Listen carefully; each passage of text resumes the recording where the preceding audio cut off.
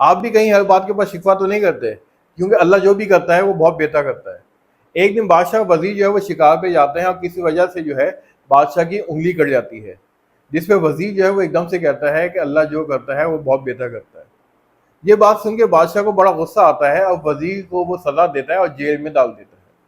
کچھ دن بعد جو ہے بادشاہ جو ہے وہ خود شکار کے لیے اکیلا نکل جاتا ہے اور غلطی سے ایک ایسے قصبے میں چلے جاتا ہے جہاں پہ جنگلی لوگ رہتے تھے۔ جنگلی لوگوں نے کیا کیا، بادشاہ کو پکڑا اور اپنے ساتھ لے گئے۔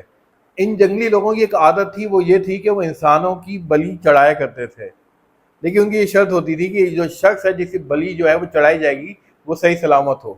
جب وہ بادشاہ کی دیکھتے ہیں کہ اس کی تو انگلی کٹی ہوئی ہے، یہ تو نامکمل شخص ہے، تو بادشاہ کو وہ رہا کر دیتے ہیں۔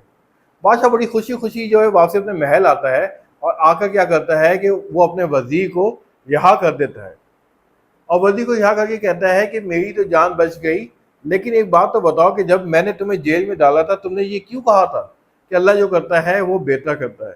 تو وزیر جو ہے وہ اللہ کا شکر ادا کرتے ہوئے یہ بات کہتا ہے کہ بادشاہ سلامت، اگر آپ نے مجھے جیل میں نہ ڈالا ہوتا تو آج آپ کی جگہ وہ مجھے لے جاتے اور میں بالکل مکمل تھا اور وہ میری بلی چڑھا دیتے۔ دوسرا، ہماری زندگی جو معاملات ہیں وہ بھی کچھ اسی طریقے کے ہوتے ہیں۔ ہم ہر بات پہ شکوہ کرنے لگ جاتے ہیں، لیکن جو مستقبل کا اس کا فائدہ ہوتا ہے وہ ہمیں نظر نہیں آتا۔ ہمیں ہر حال میں صرف اور صرف اللہ کا ہر وقت شکر ادا کرتے رہنا چاہیے۔